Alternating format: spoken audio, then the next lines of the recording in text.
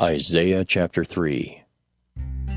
For behold, the Lord of hosts, doth take away from Jerusalem and from Judah the stay and the staff, the whole stay of bread and the whole stay of water, the mighty man and the man of war, the judge and the prophet and the prudent and the ancient, the captain of 50 and the honorable man, and the counselor and the cunning artificer, and the eloquent orator.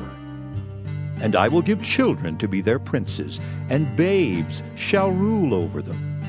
And the people shall be oppressed, every one by another, and every one by his neighbor. The child shall behave himself proudly against the ancient, and the base against the honorable. When a man shall take hold of his brother of the house of his father, saying, Thou hast clothing, be thou our ruler, and let this ruin be under thy hand. In that day shall he swear, saying, I will not be a healer, for in my house is neither bread nor clothing. Make me not a ruler of the people. For Jerusalem is ruined, and Judah is fallen, because their tongue and their doings are against the Lord, to provoke the eyes of his glory. The show of their countenance doth witness against them, and they declare their sin as Sodom. They hide it not. Woe unto their soul, for they have rewarded evil unto themselves. Say ye to the righteous, that it shall be well with him, for they shall eat the fruit of their doings. Woe unto the wicked, it shall be ill with him, for the reward of his hand shall be given him. As for my people, children are their oppressors, and women rule over them.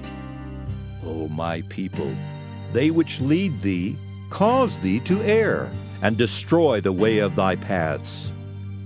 The Lord standeth up to plead, and standeth to judge the people. The Lord will enter into judgment with the ancients of his people and the princes thereof.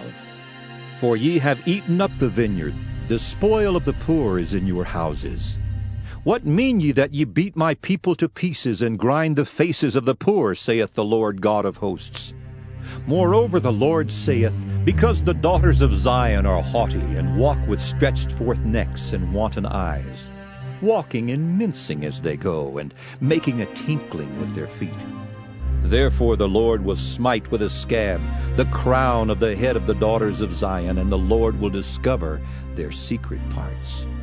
In that day the Lord will take away the bravery of their tinkling ornaments about their feet, and their cauls, and their round tires like the moon, the chains, and the bracelets, and the mufflers, the bonnets, and the ornaments of the legs, and the headbands, and the tablets, and the earrings, the rings and nose jewels, the changeable suits of apparel, and the mantles, and the wimples, and the crisping pins, the glasses, and the fine linen, and the hoods, and the veils.